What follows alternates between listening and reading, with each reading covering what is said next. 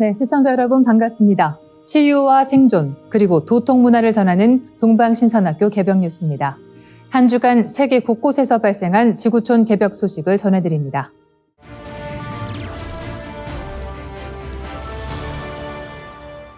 정밀한 미사일 유도와 사이버전에서 정확한 시간 정보는 필수적입니다.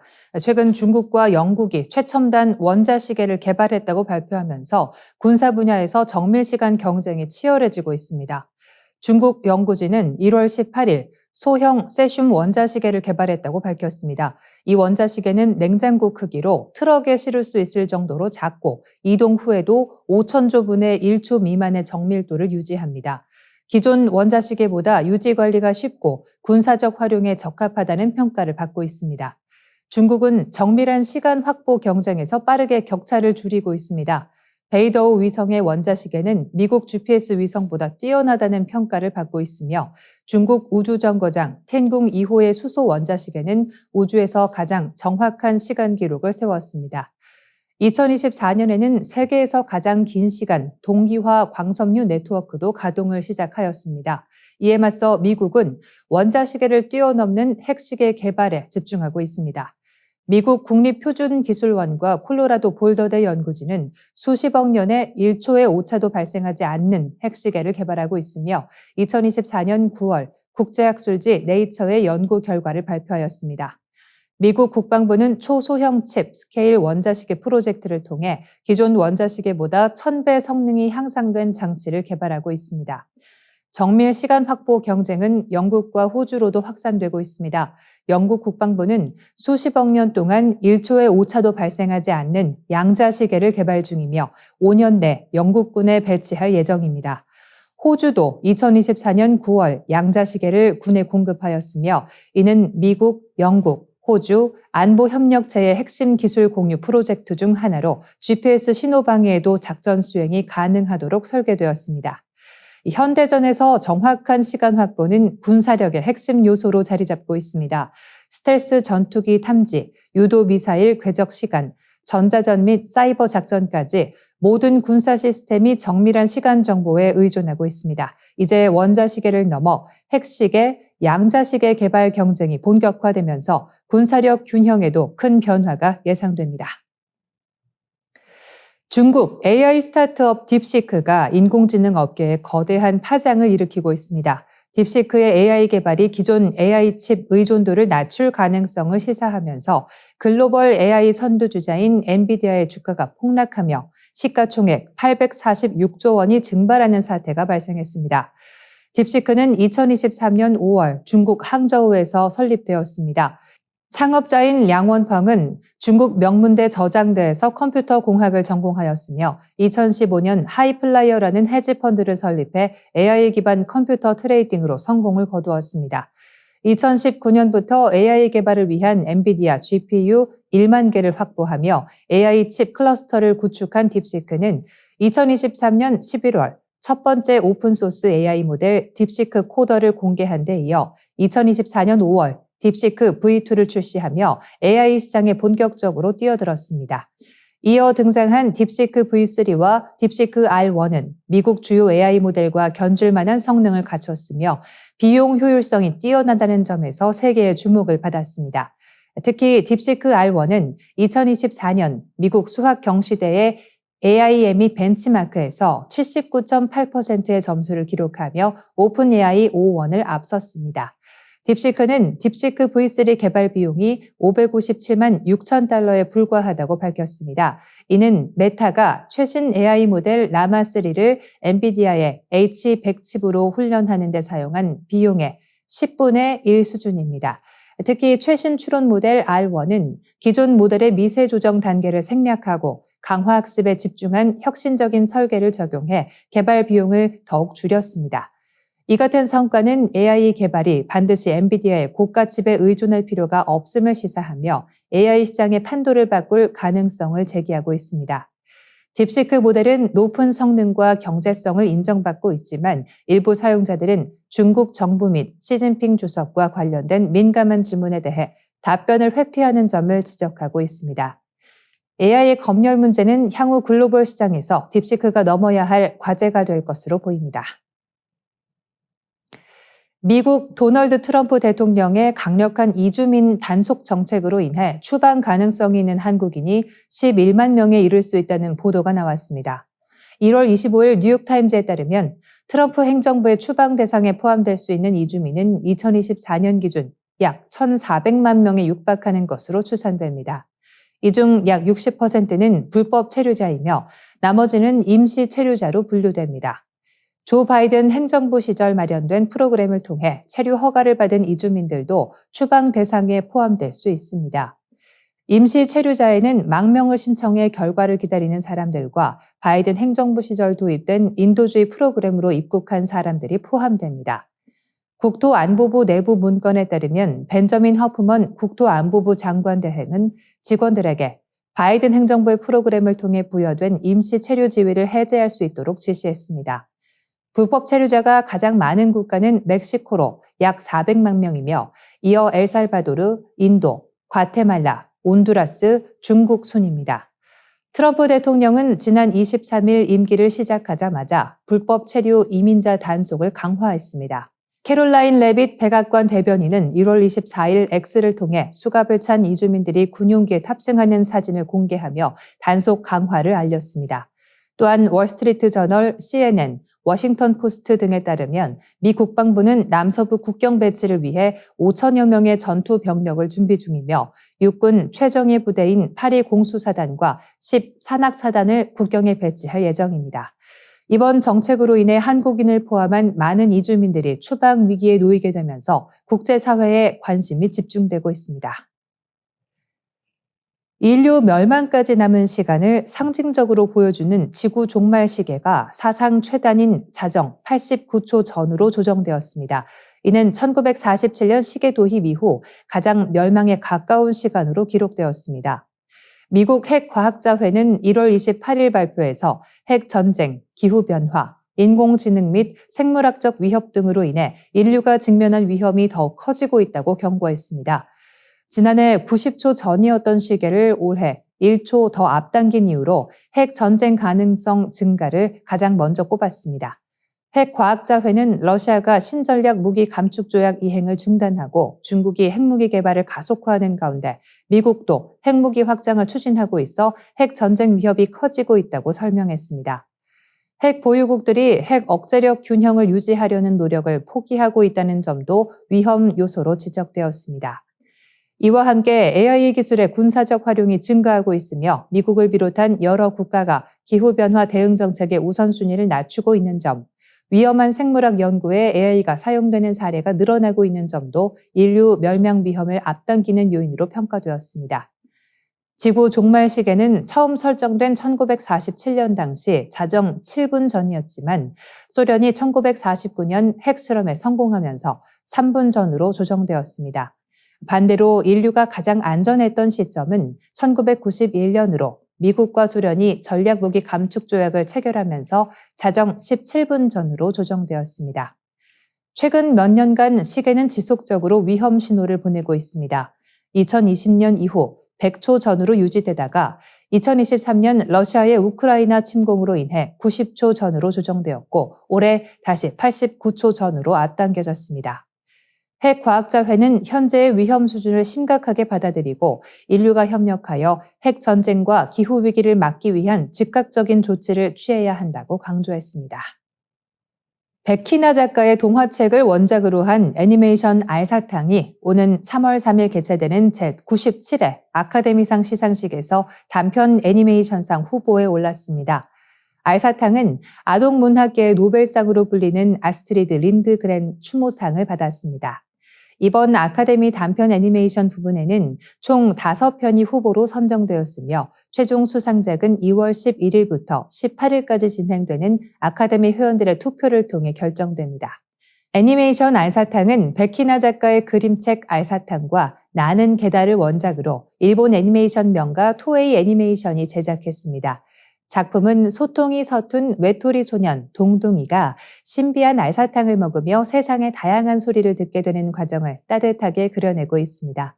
연출은 일본의 유명 애니메이션 시리즈 프리큐어를 기획 제작한 니시오 다이스케 감독이 맡았으며 프로듀서로는 와시오 타카시가 참여했습니다. 후보 선정 소식이 전해진 후 와시오 타카시 프로듀서는 이번 후보 선정은 원작의 매력을 생생하게 살려내기 위해 끊임없이 노력한 제작진의 헌신을 증명하는 것이라고 밝혔습니다. 또한 니시오 다이스케 감독은 이 이야기가 전 세계 많은 사람들에게 깊은 울림을 주었다는 점이 감동적이라고 전했습니다. 백희나 작가는 이번 애니메이션 제작에 대해 우리나라에서 제작되지 못한 것이 안타까웠지만 토에이 애니메이션이 원작을 존중하며 한국적 정서를 담아내기 위해 많은 노력을 기울였다며 만족감을 드러냈습니다. 특히 제작진이 서울의 여러 지역을 직접 방문하며 배경을 연구한 점에 대해 깊은 감사를 표했습니다. 한편 애니메이션 알사탕은 지난해 제25회 뉴욕 국제 어린이 영화제 단편 경쟁 부분에서 심사위원상과 관객상을 수상했으며 제50회 시애틀 국제 영화제, 제57회 시체스 영화제 등 세계 유수의 영화제에도 공식 초청되며 큰 주목을 받았습니다. 오는 3월 3일 아카데미 시상식에서 알사탕이 한국 창작동화 기반의 애니메이션으로 새로운 역사를 쓸 수 있을지 기대가 모아지고 있습니다. 태국 방콕의 대기 오염이 심각해지면서 정부가 휴교령을 포함한 강력한 대응책을 시행했습니다. 1월 25일 AFP, 로이터 통신과 현지 매체 방콕포스트에 따르면 방콕시는 대기질 악화로 인해 352개의 학교에 휴교령을 내렸습니다. 방콕에서 대기오염 문제로 이처럼 많은 학교가 문을 닫은 것은 2020년 이후 처음입니다. 스위스 공기질 분석업체 IQ에어는 1월 24일 방콕의 초미세먼지 최고 농도가 108 마이크로그램 퍼 세제곱미터에 달했다고 발표했습니다. 이는 세계보건기구가 정한 일평균 초미세먼지 권고 기준의 7배에 해당하는 수치입니다. 방콕 시내는 하루 종일 짙은 스모그에 뒤덮였으며 야외에서 일하는 노동자들은 극심한 호흡곤란을 겪었습니다. 음료수 노점상을 운영하는 벤짜완 숭네 씨는 숨쉬기가 힘들고 목이 타는 느낌이라며 학교 휴교가 어느 정도 도움이 될 것으로 생각한다라고 말했습니다. 이에 태국 정부는 패통탄 친나와 총리와 주요 장관들이 직접 나서 대책을 발표했습니다. 패통탄 총리는 소셜미디어를 통해 대기오염 노출을 줄이고 차량 사용을 감소시키기 위해 정부 기관과 기업들이 재택근무를 허용해야 한다고 촉구했습니다. 수리아 중능르엉킷 교통부 장관은 1월 25일부터 일주일 동안 전철과 버스 등 대중교통을 무료로 제공한다고 발표했습니다. 태국 정부는 이 조치를 통해 시민들이 승용차 대신 대중교통을 이용하도록 유도하고 교통체증과 배기가스를 줄이겠다는 계획입니다. 또한 방콕 시내에서 트럭과 중장비 차량의 운행을 제한하고 이를 어긴 트럭 2,700여 대의 운행을 정지시켰습니다. 아누틴 찬유라군 부총리 겸 내무부 장관도 1월 23일 농민들이 추수 후 남은 잔여물을 태우는 행위를 금지하는 조치를 발표했습니다. 이에 더해 태국 당국은 비행기로 방콕 상공에 드라이 아이스를 뿌려 인공 강우를 유도하는 실험적 조치도 시행하고 있습니다. 한편 IQ에어가 발표한 1월 24일 세계 대기오염 순위에서 베트남 호치민이 2위, 방콕이 4위, 캄보디아 프놈펜이 5위를 기록하며 세계 최악의 대기오염 도시 5곳 중 3곳이 동남아시아에 속하는 것으로 나타났습니다. 중국이 베이징 서부에 미국 국방부 청사보다 10배 이상 큰 대규모 전시 지휘본부를 건설 중이라고 영국 파이낸셜 타임즈가 1월 31일 보도했습니다. 보도에 따르면 중국군은 베이징에서 남서쪽으로 약 30km 떨어진 지역에 1,500에이커 규모의 복합단지를 조성하고 있으며 공사는 지난해 중반부터 시작됐습니다. 미국 정보당국은 이 시설이 전시지휘본부 역할을 할 가능성이 크다고 판단하고 면밀히 감시하고 있습니다. 위성사진 분석 결과 공사 현장에는 깊은 구덩이들이 포착됐으며 전문가들은 이곳이 핵 전쟁을 포함한 분쟁 상황에서 중국 지도부를 보호할 견고한 벙커를 포함한 세계 최대 군사지휘본부가 될 가능성이 크다고 보고 있습니다. 미국 국가지리정보국 출신 이미지 분석가는 최소 100대 이상의 크레인이 작업 중이며 여러 개의 지하시설이 지하 터널로 연결되는 형태로 건설되고 있다고 분석했습니다. 전직 미국 정부 관계자들은 현재 중국의 주요 보안 지휘센터인 베이징 서부 시산복합단지가 냉전 시기에 건설된 노후 시설이기 때문에 이번 새 시설이 이를 대체할 가능성이 크다고 밝혔습니다. 일부 정보 분석가들은 이 프로젝트를 베이징 군사도시로 부르고 있으며 이는 중국군의 장기적인 군사력 강화 계획의 일환으로 해석됩니다. FT는 이번 건설이 2027년 인민해방군 창설 100주년을 앞두고 진행되고 있으며 이는 시진핑 중국 국가주석이 2027년까지 대만 침공 능력을 갖추도록 명령했다는 미국 정보당국의 분석과도 연관될 수 있다고 전했습니다. 현재 중국군은 핵무기 보유량을 빠르게 늘리고 있으며 내부 조직 개편을 추진 중입니다. 미국 중앙정보국 중국 분석 책임자 출신인 데니스 와일더 전 백악관 아시아 담당 선임 보좌관은 이 시설이 중국이 세계적 수준의 군사력을 구축하고 특히 핵 전쟁 수행 능력을 강화하려는 신호일 수 있다고 평가했습니다. 반면 대만 전략 및 워게임 연구협회의 쉬엔즈 연구원은 해당 부지가 군사지휘본부가 아닌 대규모 행정시설이나 훈련기지로 활용될 가능성도 있다고 주장했습니다. 한국과학기술원과 서강대 공동연구진이 전기 대신 자기를 이용해 전류를 발생시키는 원리를 세계 최초로 상온에서 입증했습니다. 연구 결과는 1월 29일 영국 국제학술지 네이처에 발표되었습니다. 정명화 서강대 물리학과 교수는 전기를 공급하지 않아도 전류가 흐를 수 있음을 확인했다며 전력 소모 없는 스핀 소자 개발이 가능하다는 의미라고 설명했습니다. 이 기술이 발전하면 미래에는 저전력 혹은 무전력으로 작동하는 전자기기가 가능해질 전망입니다. 일반적인 전자기기는 전자의 이동으로 발생하는 전하 전류로 작동하지만 열이 발생해 에너지 소모가 큽니다. 반면 전자의 자기적 성질인 스핀이 이동하며 생성되는 스핀 전류는 열이 거의 발생하지 않아 차세대 전자소자로 주목받고 있습니다. 그러나 스핀 전류는 극저온에서만 소량 생성된다는 한계가 있었습니다. 연구진은 철, 로듐 합금이 상온에서 자기적 성질이 변하는 상전이 순간에 스핀 전류가 발생할 것이라 예측하고 이를 실험을 통해 실제로 확인했습니다.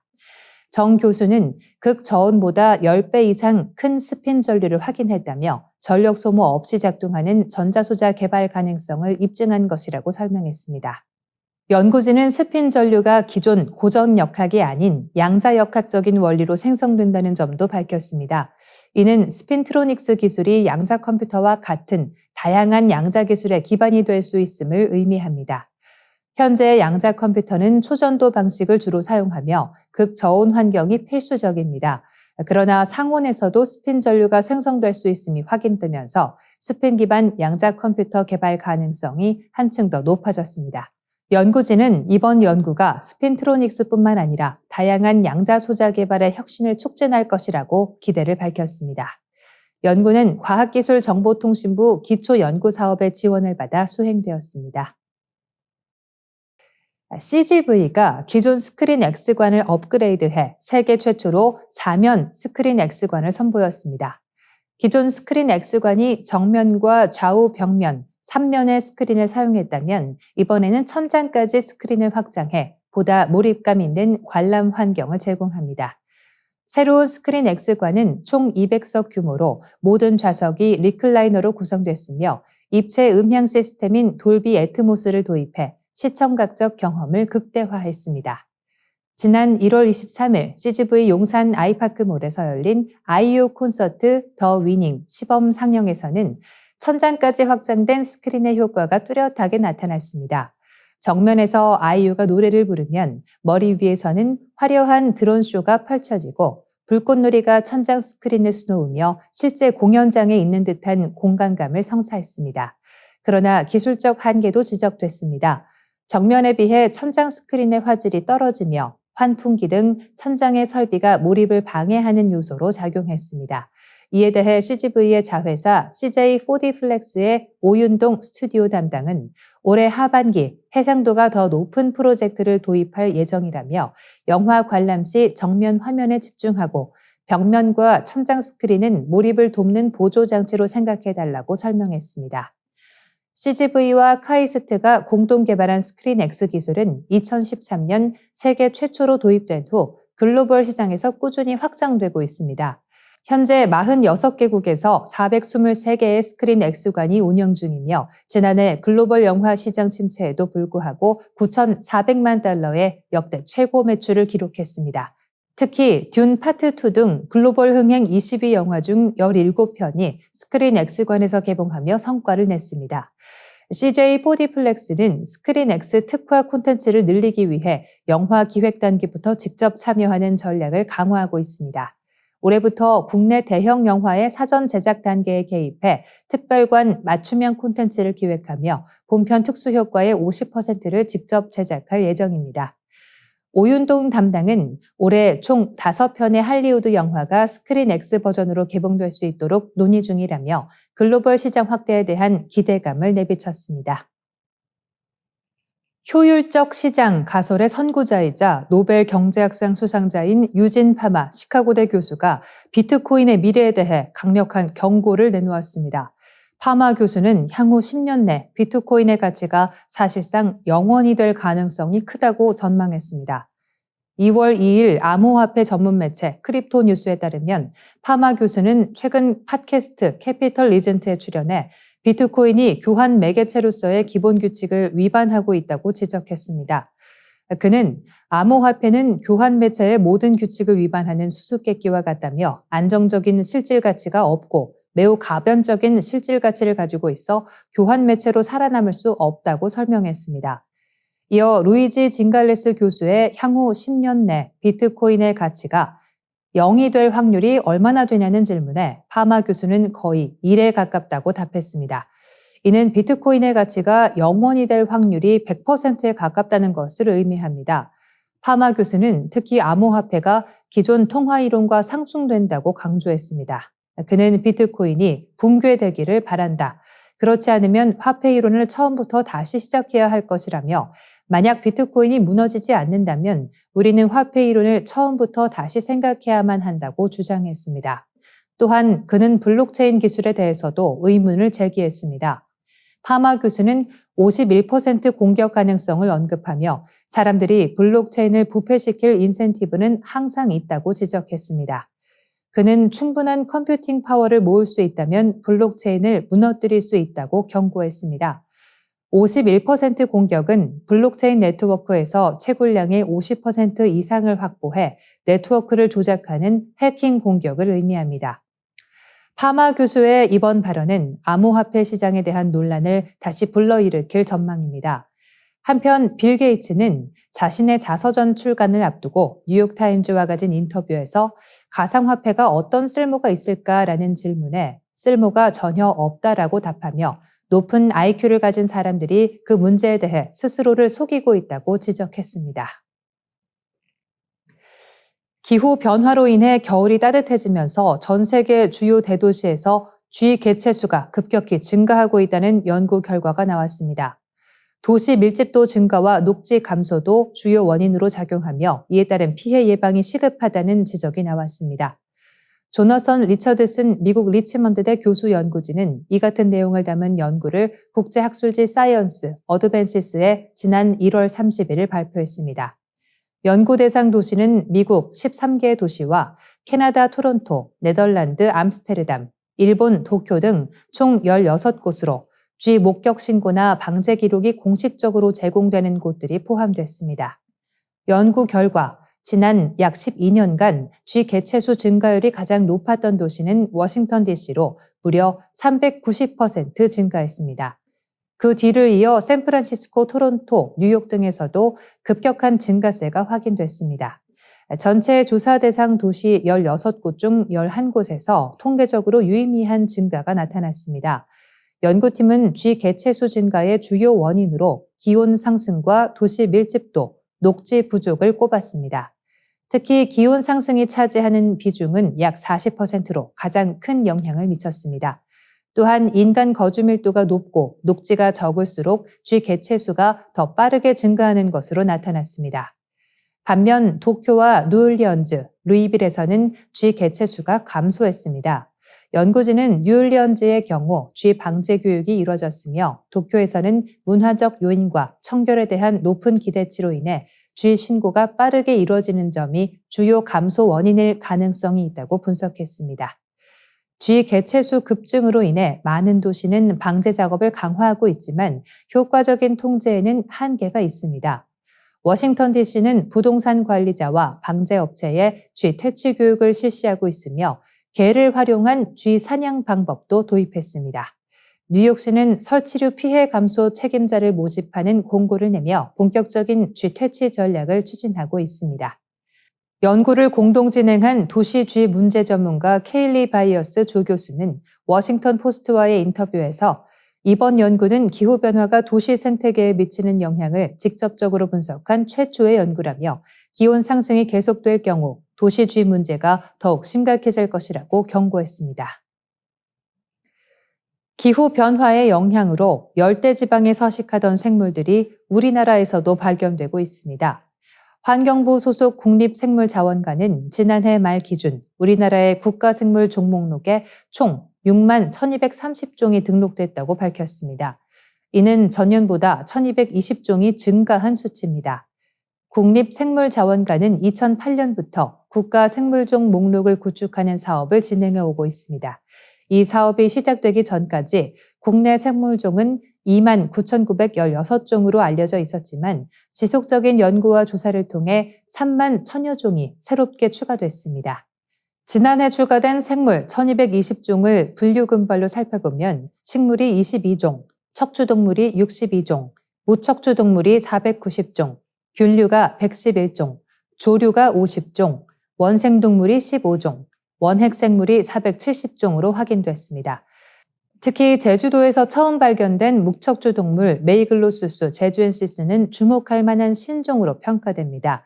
이 종이 추가되면서 우리나라 무척추 동물문의 개수는 24개로 늘어났습니다.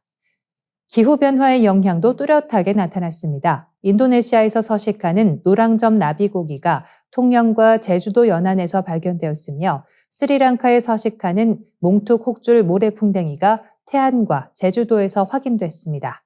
이처럼 어류 5종, 곤충 10종을 포함한 총 15종의 열대성 생물이 새롭게 목록에 추가됐습니다. 전문가들은 이러한 생물들의 이동이 해수온 상승과 대만난류의 영향을 받은 것으로 보고 있습니다. 한편 지난해 새롭게 호적을 부여받은 생물종은 총 557종에 이릅니다.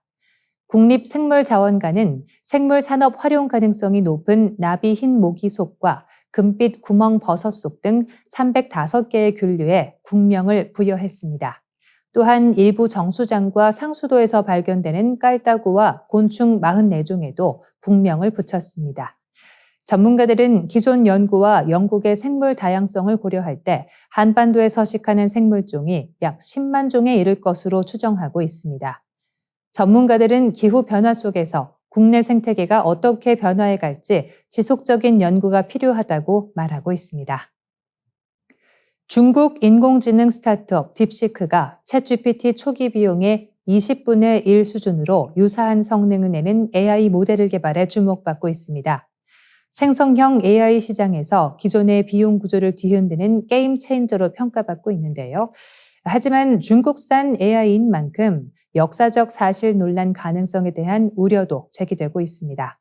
실제로 딥시크 AI는 만리장성의 길이는 몇 킬로미터인가라는 질문에 2만 1196킬로미터라고 답했는데 이는 2012년 중국 국가문물국이 발표한 조사 결과를 반영한 것입니다.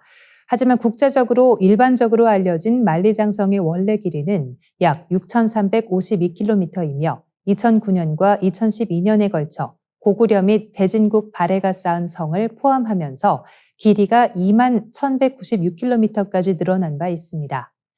한편 일본 정치권에서는 딥시크 AI 모델의 사용을 중단해야 한다는 주장이 나왔습니다. 일본 아사히 신문에 따르면 일본 집권 자민당의 오노데라 이스노리 정무조사회장은 1월 31일 중의원 예산위원회에서 딥시크 AI와 오픈 AI의 챗GPT를 비교한 결과를 공개했습니다. 그는 두 AI 모델에 센카쿠 열도는 일본 영토인가? 라고 물었을 때 전혀 다른 답변이 나왔다고 지적했는데요.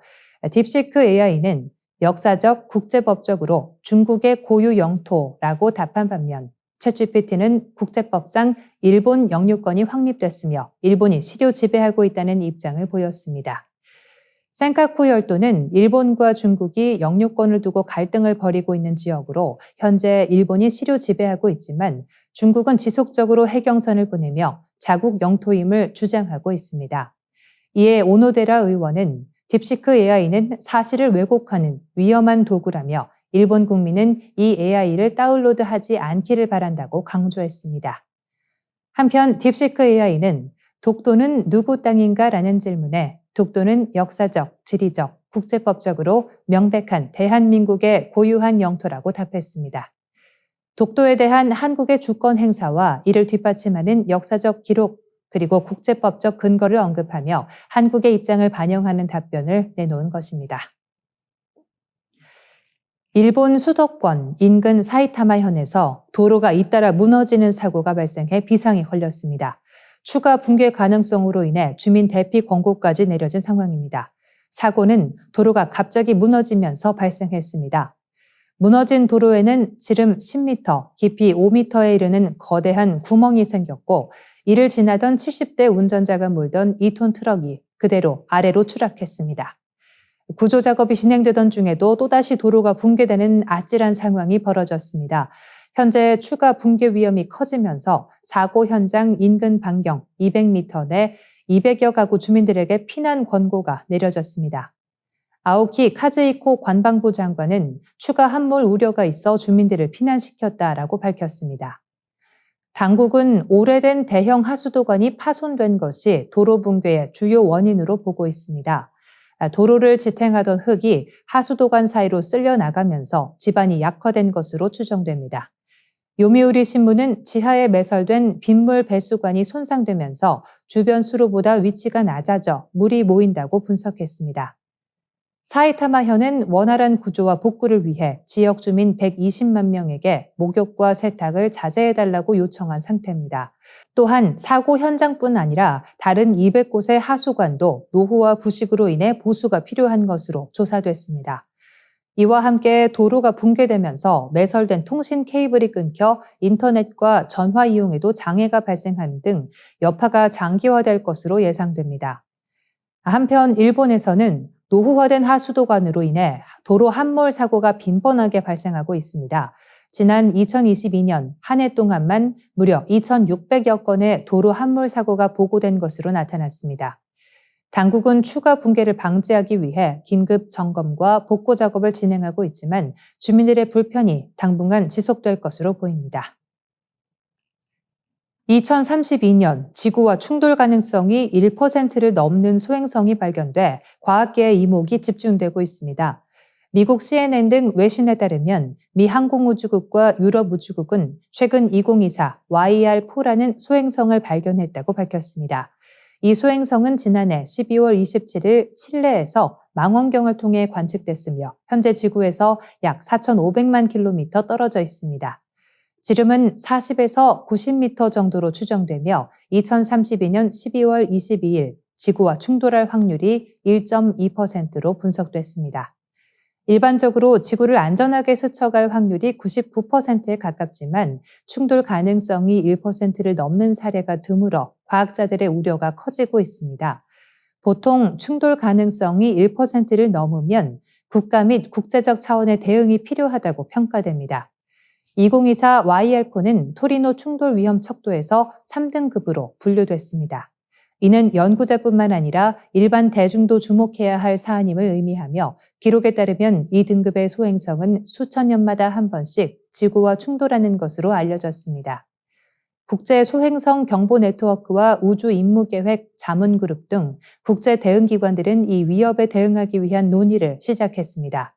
나사는 소행성의 정확한 특성을 분석하고 필요할 경우 충돌 영향을 평가하는 전략을 수립할 예정입니다. 다음 주 오스트리아 빈에서 열린 회의에서는 2024 YR4의 최신 데이터를 검토하고 소행성의 잠재적 위협을 줄이기 위한 대응책을 논의할 계획입니다. 현재 위험 완화 방안으로는 소행성의 궤도를 변경하는 방법과 지상의 예상 피해 지역을 대피시키는 방안이 검토되고 있습니다. 나사 제트추진연구소 산하 지구근접 천체연구센터 연구원은 2024 YR4가 관측 기간이 끝날 때까지 위협으로 남아있다면 실제 대응 조치를 고려할 수도 있다며 현재 우선순위는 지속적인 관측을 통해 2032년 위치의 불확실성을 줄이는 것이라고 밝혔습니다. 이상으로 이번 한 주간 전 세계에서 발생한 소식을 전하는 동방신선학교 개벽 뉴스 마치겠습니다. 고맙습니다.